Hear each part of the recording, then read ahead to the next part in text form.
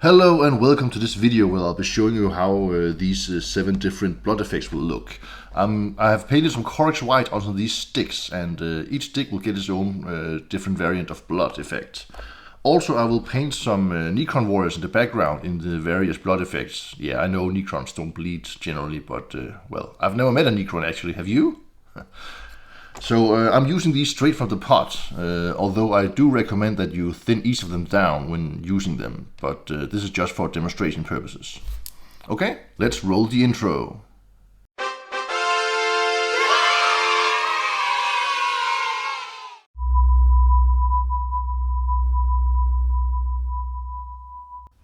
Alright, first up we got Blood for the Blood God by Citadel. This is perhaps the most well-known blood effect in miniature painting. I've added some to my palette straight from the pot, and well, here we go. I do believe this one is the most glossy of them all.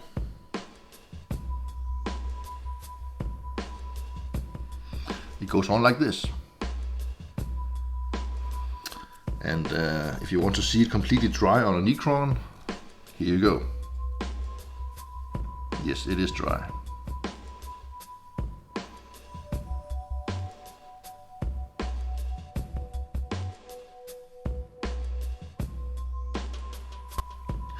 Next up is Blood Angels Red, which is technically a contrast paint.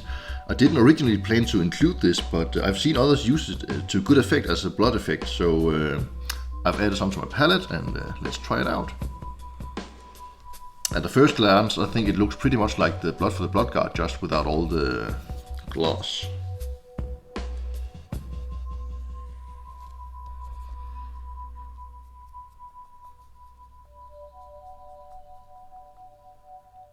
Like so.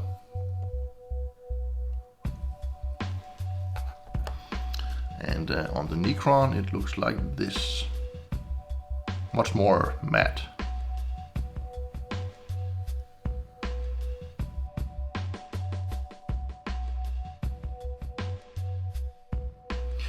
Now we're moving into Green Stuff World's blood effects, and the first one is True Blood. I highly doubt its name, but let's see.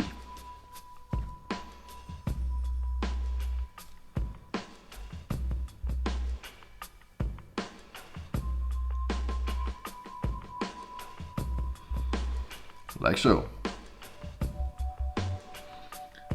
And that was all the red paints, so I can try to compare them for you.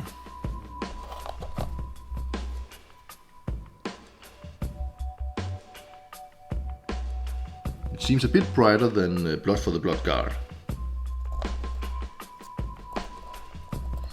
Oh, and on the Necron it looks like this.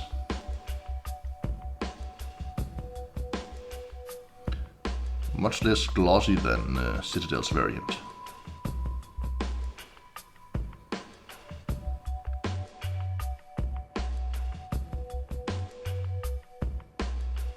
Next up is Coagulated Blood, which is a much darker color than the previous 3. And I'll demonstrate right away. Okay, if I have to be completely honest with you, and I know I have to, this reminds me of Coca-Cola. It says blood on the bottle, but I would never think blood if I saw this color on a miniature. No, it reminds me of Coke. You know, Coca-Cola.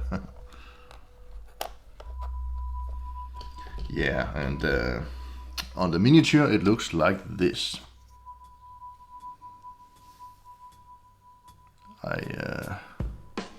I'm feeling thirsty. No, I'm not a fan.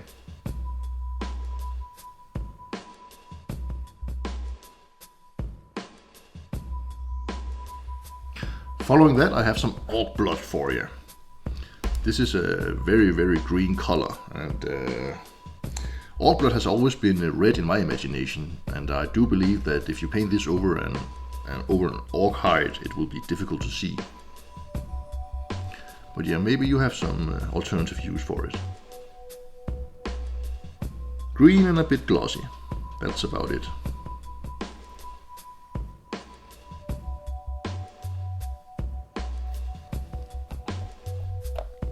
And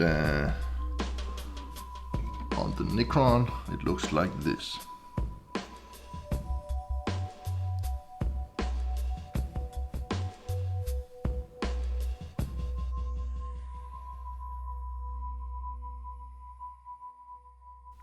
Next up is nothing less than Demon Blood, which is just a glossy purple, if you ask me. But here we go.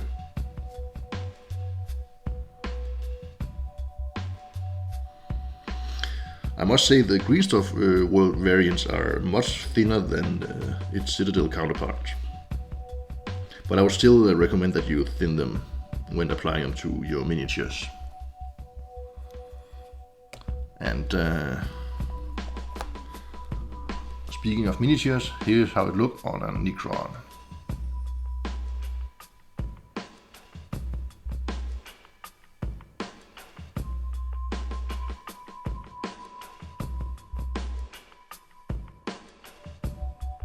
And for the final blood effect we have some Prince Tau blood, which is, well, blue. It is worth to mention that the green stuff world variant comes with a mixing ball included. Here you go, a glossy blue. And on the miniature it looks like this.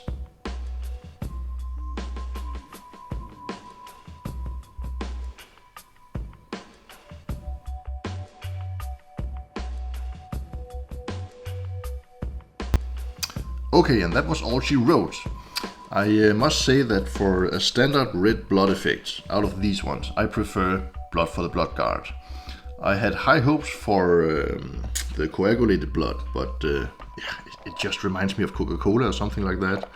I tried mixing some Blood for the Blood Guard with Coagulated Blood, and this was the result.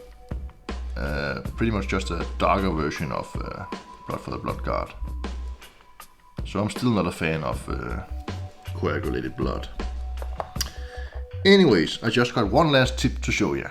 What you're going to need is an old toothbrush and a toothpick. Now this is to create some blood splatter effect, and what you can do is dip your toothbrush into your blood of choice and then sprinkle like this over your miniature. I won't do it here because I will get blood effects everywhere, but do it over the sink. And I've done just that. Let me show you. I'm back from the sink and I went with the Blood for the Blood Guard, and here's what I got. Now first I did as I mentioned before, but I also dabbed it gently like this. So I think you can do some neat tricks with this. Just don't overdo it like I may have done here. So that was pretty much it. I prefer this one, I really do, and you can always try to test out for yourself how it looks if you mix the different kind of blood effects. But if you want one normal red blood effect, go for this one. So that's all I got for you today. If you have any questions, just ask, and yeah, have a bloody good day and happy painting.